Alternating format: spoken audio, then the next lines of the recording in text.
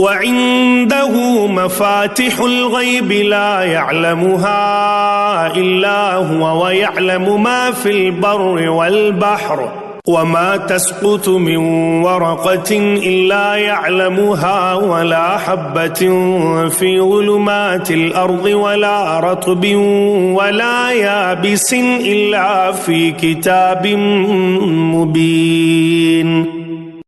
اور اسی اللہ کے پاس اس غیب کی چابیاں ہیں، انہیں اس کے سوا از خود کوئی نہیں جانتا، اور وہ جانتا ہے جو کچھ خشکی اور تری میں ہے، اور کوئی پتا نہیں گرتا مگر وہ اسے جانتا ہے، اور نہ زمین کے اندھیروں میں کوئی ایسا دانہ ہے، اور نہ کوئی تر چیز ہے، اور نہ کوئی خشک چیز مگر واضح کتاب میں لکھی ہوئی ہے۔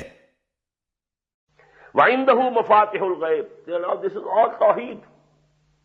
And how you know clearly the distinction between Allah